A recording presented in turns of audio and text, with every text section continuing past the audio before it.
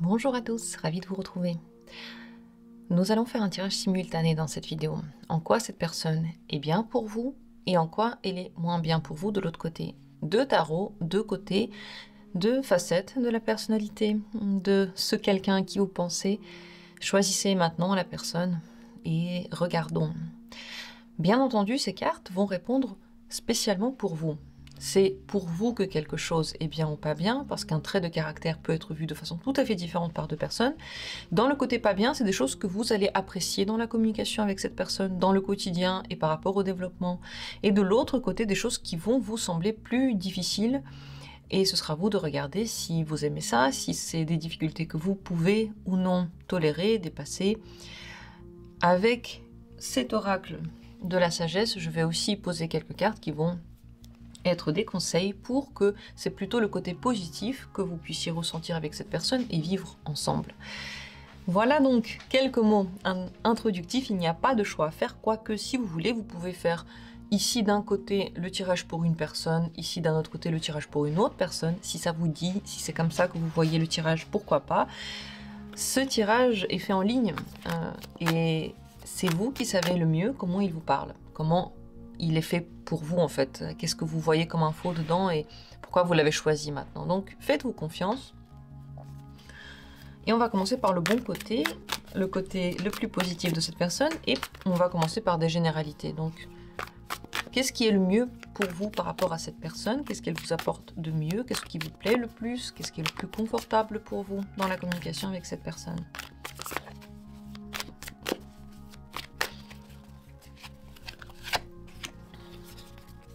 Nous avons ici le pape, la mort et le 9 de bâton. Cette personne, elle a beaucoup de sagesse, elle a beaucoup de profondeur, peut-être même une vision spirituelle, peut-être que vous la regardez et vous prenez exemple sur elle. Elle se base peut-être sur des standards spirituels, sur des standards qui sont hauts, et ça vous pousse à avancer. On voit ici avec la mort que dans tous les cas, avec cette personne, vous vous transformez, et c'est bien pour vous. La mort ici n'est pas une carte à prendre, bien sûr, comme toujours, de façon dramatique, et en plus de ça, elle est dans les points positifs. Donc le fait que vous changez avec cette personne, elle vous fait évoluer, pour vous c'est bien. Avec elle, vous pouvez retrouver confiance en vous, et confiance peut-être dans le monde. Mais après, la confiance dans le monde, la confiance qu'on a envers les autres passe avant tout dans la confiance qu'on a en soi. Quand on a un souci avec le monde, c'est qu'on a déjà un souci avec sa propre place et on a peur. Les deux sont toujours liés, le monde et nous-mêmes. Mais avec cette personne, vous pouvez plus avoir confiance en vous. Elle peut développer ses qualités en vous. Peut-être par quelque chose de positif ou peut-être par l'effet contraire. Parfois, on voit quelqu'un, la personne nous critique par exemple, et nous, on se rebelle. Et avec d'autres personnes, on ne se rebelle pas. Mais avec cette personne, même si la communication vous semble difficile ou critique, dans tous les cas, vous allez de plus en plus avoir confiance en vous, vouloir vous transformer, vouloir devenir plus fort. Et cette personne, finalement, je pense que vous allez bien aimer son autorité comme une force naturelle qu'elle émane, comme une sagesse naturelle. On veut la suivre, sa parole, on l'écoute. Vous allez aussi aimer qu'elle-même se transforme. Elle est prête à changer. Lorsqu'elle se transforme, c'est total, c'est complet. Ça ne vient pas juste parce qu'il faut changer un petit truc, mais ça vient parce que dans la vie, quelque chose ne va pas comme elle veut, et les changements touchent beaucoup de choses dans sa vie lorsqu'ils surviennent, changent beaucoup de choses aussi dans sa vie. C'est une évolution, c'est pas juste changer d'attitude, c'est une évolution. Si elle change, c'est pas juste pour vous, c'est parce qu'elle voit que dans ce changement, il y a aussi un sens général. Donc c'est très profond et ça dure pour longtemps. D'ailleurs, ici, il y a le 10 de coupe de l'autre côté, vous voyez. Le côté positif, c'est le côté ici qui vraiment vous rend heureux. Et d'ailleurs, avec cette personne, vous pouvez ressentir beaucoup de bonheur aussi. Elle-même, soit elle est très sûre d'elle, soit elle est protectrice. Elle vous protège, elle vous dit quand il faut s'arrêter, quand il faut être méfiant, elle remarque des petits détails qui vous protègent aussi. Peut-être que vous aimez bien ça. Dans le pire des cas, ça peut être bien sûr de la jalousie, mais vous pouvez l'aimer aussi. c'est ce certain degré de jalousie, même si c'est vrai que moi je pense que la jalousie, il faut toujours faire attention. C'est jamais quelque chose qu'il faut nourrir dans sa personnalité. Point négatif. De l'autre côté, quelles sont les choses que vous pouvez ne pas aimer en général chez cette personne, qui peuvent ne pas vous plaire, vous faire du bien? Quels sont pour vous les points négatifs de cette personne?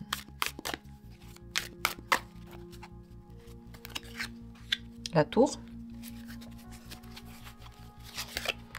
La lune. Et le 4 de bâton. À chaque fois, 2 majeurs et une mineure.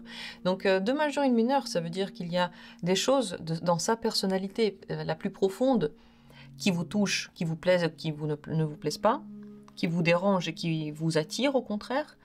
Des choses qu'on ne peut pas vraiment changer. Vous voyez, sa capacité ici à se transformer, vous ne pouvez rien y faire. Hein. Sa vision globale, ou peut-être le fait qu'elle enseigne toujours autour d'elle, c'est quelqu'un qu'on a tellement envie d'écouter qu'on dirait que c'est un professeur dans tous les moments de sa vie. Bon, bah ça, c'est une qualité qu'elle a dans tous les cas, qui est tellement innée à cette personne, tellement importante aussi pour elle, qu'elle ne va pas changer comme ça. Et c'est aussi ce qui vous attire le plus, les majeurs. Ici, de l'autre côté, ce que vous n'aimez pas trop, ce qui peut vous déranger, la tour déjà, c'est que cette personne n'est pas très prévisible. Et lorsqu'elle est négative, elle est très négative. Lorsque quelque chose ne va pas, elle peut tout à coup baisser les bras, tout à coup casser quelque chose, partir. Donc ces réactions sont un peu brutales, un peu trop brutales, quel que soit l'objet du problème. Parfois, le problème est tel qu'on comprend qu'il y a une réaction brutale, parfois non. Mais dans les deux cas, elle peut avoir ces réactions brutales. Elle peut vite terminer des choses, détruire des choses, avoir du mal à les reconstruire, avoir peur de construire, avoir trop peur que quelque chose se dégrade, se casse. Par exemple, la relation, elle a tellement peur qu'elle se casse qu'elle est tout le temps en train de trop surveiller, par exemple, de trop poser de questions. Ça peut devenir lourd aussi. Ou elle a tellement pas envie de déménager que c'est une discussion qu'on ne peut pas mener avec elle. Voilà, il y a des choses, en fait, qu'elle peut avoir très très peur de faire, très très peur de casser, parce qu'elle pense qu'elle ne pourra pas les reconstruire. Donc je pense qu'ici, les transformations ont un lien avec le côté spirituel, surtout. Et de l'autre côté, il y a l'inconscient. Et l'inconscient a peur. La lune est ressortie ici. Cette personne peut être nerveuse et inquiète. Elle est inquiète, cette personne. Et là, c'est dans le côté négatif. Donc son inquiétude peut vraiment vous déranger parce qu'elle ne voit pas le bon côté, parce qu'elle a du mal à se détendre, elle a du mal à faire confiance, par exemple, ou elle a du mal à comprendre ce que veut dire son inconscient aussi. Elle peut avoir du mal à se connecter à l'inconscient. On a également le 4 de bâton qui parle de stabilité, d'union, de famille peut-être, ou d'engagement. Donc il y a un truc dans les familles, les engagements qui peut vous poser problème. Dans le pire des cas, elle a déjà une famille, cette personne.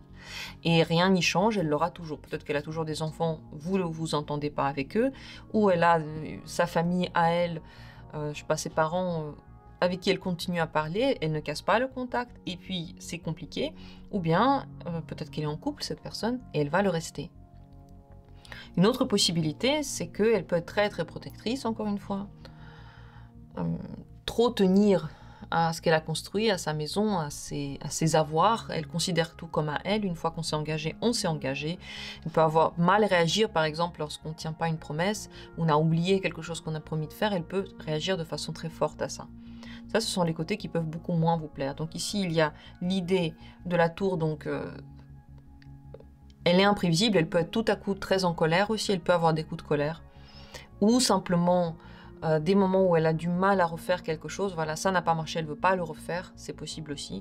La lune, c'est son lien avec l'inconscient, elle peut aussi avoir peur de tout ce qui est ésotérique peut-être, et ça, bon, bah, s'il a peur, s'il n'a pas envie, il n'a pas envie, hein. Pas la peine de la pousser d'aller dedans, hein. Et tout ce qui est en lien avec l'engagement, qui peut aller dans un sens ou dans un autre. Dans le pire des cas aussi, ici, elle peut avoir du mal à s'engager. Peur d'engagement, peur de famille, peur de former quelque chose et de donner des promesses.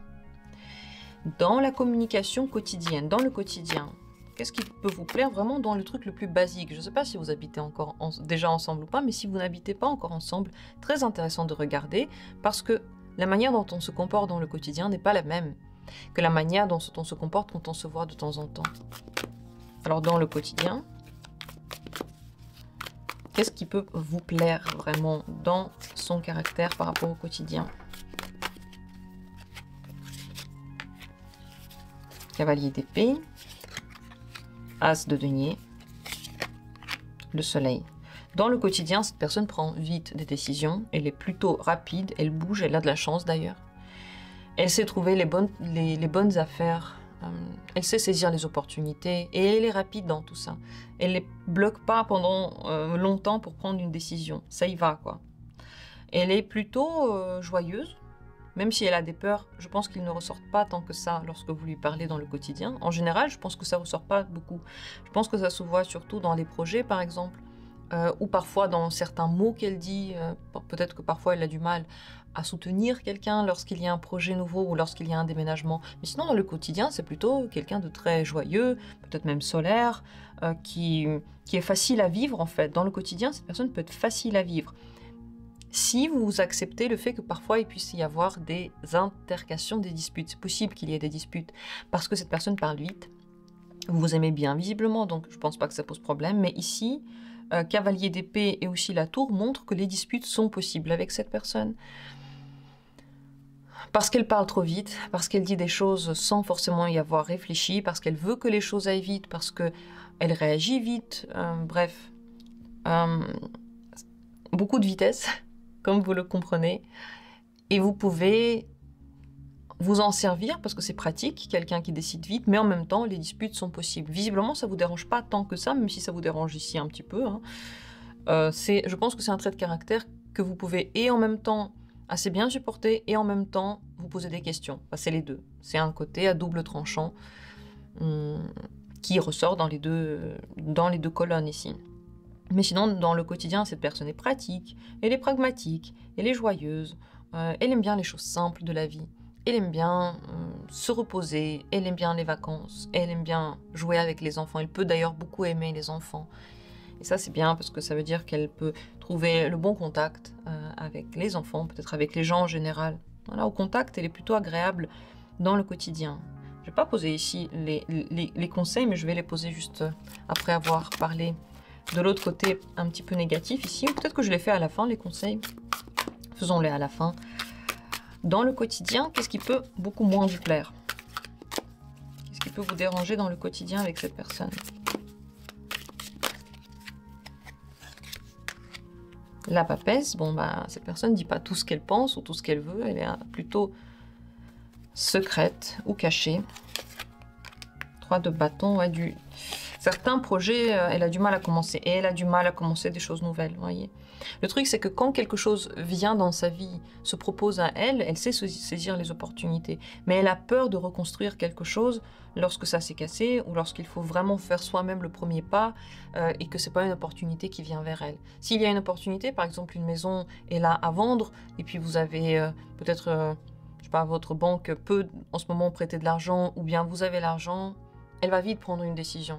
Mais si pour l'instant vous n'avez pas encore vu de maison, vous n'avez pas encore le projet, tout ça, mettre tout en place va lui sembler plus difficile. Elle peut, dans le quotidien, ne pas trop bouger. Peut-être qu'elle ne fait pas beaucoup de sport, par exemple, ou elle n'a pas envie de faire beaucoup trop d'activités, elle n'a pas trop envie de sortir, elle aime bien les choses, on est joyeux. Mais vous voyez, le battleur, c'est lui qui aime bien bouger, il aime bien l'action. Voilà, dans le quotidien, c'est pas vraiment une personne qui aime l'action. Elle peut avoir une vitalité qui est un petit peu moins forte que la vôtre, bouger moins, entreprendre moins, et elle peut avoir moins envie d'elle-même de faire des choses nouvelles. Par exemple, vous êtes tous assis dans le salon, et puis elle va pas avoir l'idée oh, « et si on allait dans un musée ?» Non. Si à la télé, par exemple, ils disent « il y a en ce moment une bonne expo », là, elle peut le dire « ah tiens, on y va ».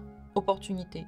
Mais elle-même, elle peut ne pas trouver ces idées nouvelles, en fait, ne pas dire spontanément viens, on va quelque part, viens, on fait ça. Donc les choses spontanées comme ça, c'est pas trop pour elle. Là aussi, il y a le 3 de bâton, donc on a le bâton et le battleur. Ces 2 cartes d'action, c'est pas quelqu'un qui aime trop l'aventure, c'est pas quelqu'un qui fait des surprises, en fait. C'est pas quelqu'un qui va vous surprendre dans le quotidien. Si vous voulez que cette personne fasse quelque chose, il faut lui dire. Si vous lui dites, elle sera pratique, elle va le faire. Mais si vous souhaitez rien lui dire du tout et espérer qu'elle va faire des surprises ou qu'elle va vous proposer des voyages comme ça spontanément, c'est pas ce genre de personne. Et c'est pas non plus elle qui va beaucoup bouger, beaucoup sortir. Voilà. Si vous lui dites que vous en avez besoin, elle va le faire. Mais d'elle-même, c'est pas ce qu'elle aurait préféré. Là aussi, il y a le 3 de bâton Dans le quotidien, elle peut ne pas être trop romantique ou trop excitante. Par exemple, dans le flirt, si c'est une relation romantique. Elle peut avoir un petit peu peur des aventures, de l'aventure, pas des aventures amoureuses, mais de l'aventure en général. Faire des choses nouvelles, partir à l'aventure en voyage. Je ne sais pas si elle aime beaucoup voyager, elle aime se reposer, c'est clair. Elle aime le soleil, mais je ne sais pas si elle aime partir en voyage dans des pays qu'elle ne connaît pas, par exemple. Et puis, elle ne dit pas tout ce qu'elle pense. Voilà, il y a quand même le côté papesse qui est caché.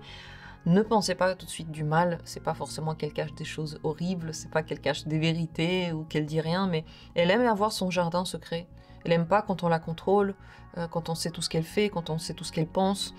Elle a une profondeur, cette personne, qui se retrouve aussi dans le pape. Vous voyez, c'est les deux, le pape et la papesse, ils sont tous les deux là. Le pape partage des connaissances, et c'est vrai que cette personne, elle est érudite, elle a des choses à dire, et c'est intéressant avec elle, mais son côté caché est aussi présent, elle tire des connaissances quelque part de son inconscient, de son intérieur, et puis elle ne les dit pas toujours. Donc elle peut avoir des secrets, cette personne. Et c'est pas forcément quelque chose de terrible, voilà, grave, mais c'est son jardin. Si vous êtes du genre quelqu'un qui va être tout le temps trop fusionnel, peut-être qu'avec cette personne, c'est pas toujours le cas. Voilà, elle n'est pas si fusionnelle que ça. Mais elle est transformatrice, elle est profonde. Moi, j'ai vraiment l'impression qu'il y a une médaille et puis il y a les deux côtés. Comme des traits de caractère qui ont le côté positif et le côté négatif. Je sais pas, dites-moi ce que vous en pensez déjà, ce que vous ressentez, dites en commentaire. Et on va terminer par un troisième chapitre, très important, qui va parler de l'évolution. L'évolution dans une relation est primordiale. Comment la personne réagit quand vous évoluez, comment elle est avec vous lorsque vous évoluez, c'est tellement important.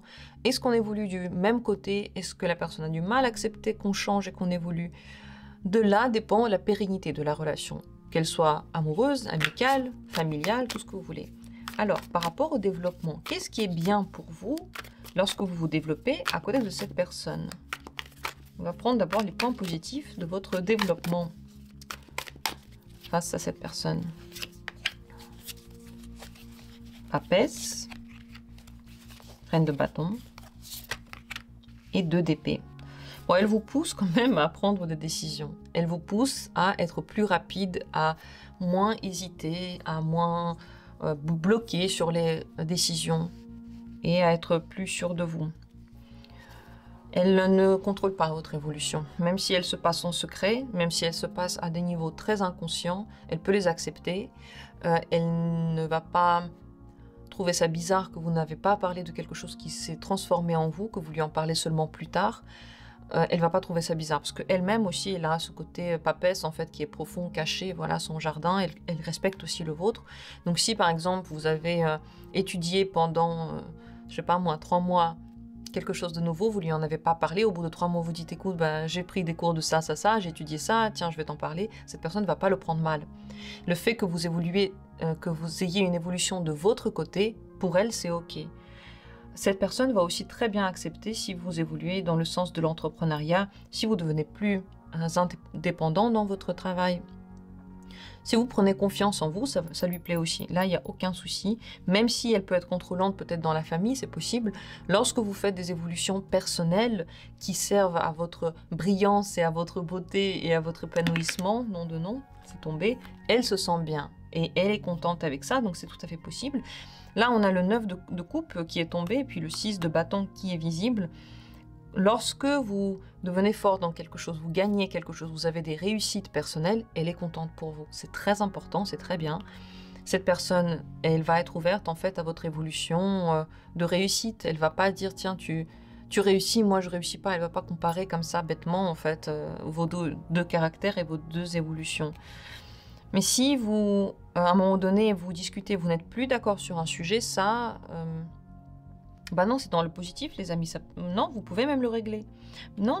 Voilà, je rectifie ce que j'allais dire. Même si vous n'êtes pas d'accord sur certains sujets, parce qu'il y a eu une évolution, parce que vous avez changé d'avis, vous êtes transformé, vous avez changé, et elle, pareil, vous pourrez en discuter. Cette discussion pourra être constructive. Elle ne va pas être fermée à la discussion, bien au contraire. Mais il faut en parler. à un moment donné, plus tôt ou plus tard, ces évolutions, il faudra en parler. Mais on dirait que les choses qui sont même très profondes, en fait, elle peut les accepter. On va voir le côté négatif aussi pour comparer. Dans le côté négatif, qu'est-ce qui peut être difficile par rapport à votre propre évolution avec cette personne?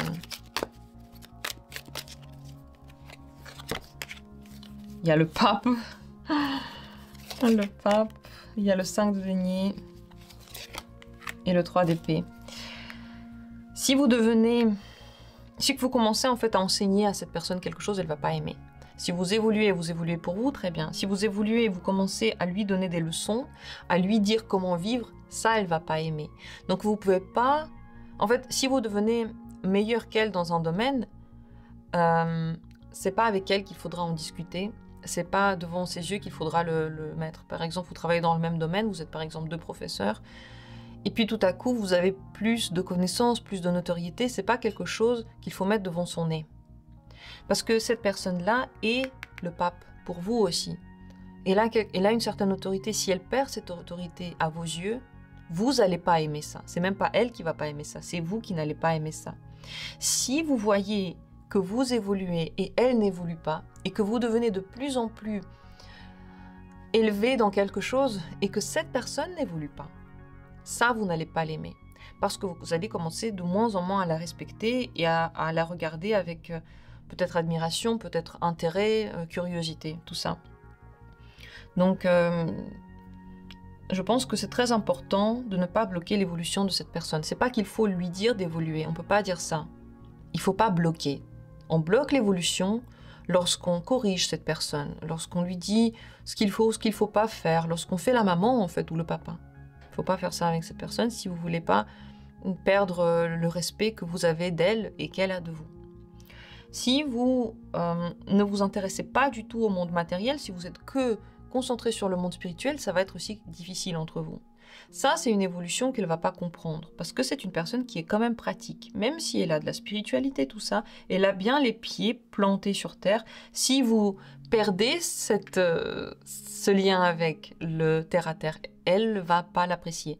Si votre évolution va vers complètement renier des choses matérielles, ou complètement partir, par exemple, d'une certaine richesse ou d'un certain confort, je sais pas, par exemple, déménager dans une tente, déménager dans un endroit où il n'y a pas le confort qu'on a d'habitude dans nos foyers, elle va pas aimer.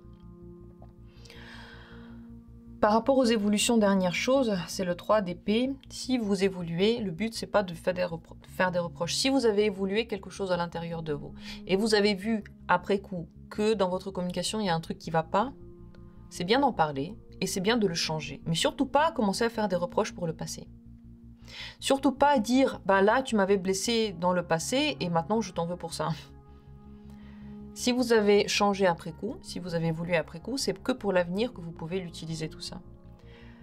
Donc c'est très mauvais de faire des reproches, c'est très mauvais de la juger, c'est très mauvais de juger son évolution à elle. Dire voilà, moi j'ai changé et toi t'as pas changé, il faut pas faire ça. Tout ça, ça la blesse. Tout ce que vous pouvez faire avec vos paroles qui va la dénigrer ou qui va la blesser est très très mauvais pour votre évolution à tous les deux et surtout pour votre entente. Donc si dans votre évolution vous voyez que quelque chose n'allait pas, il faut en parler tranquillement et dire que pour l'avenir, voilà les nouvelles règles. Conseils, quelques conseils. D'abord pour, en général, l'entente.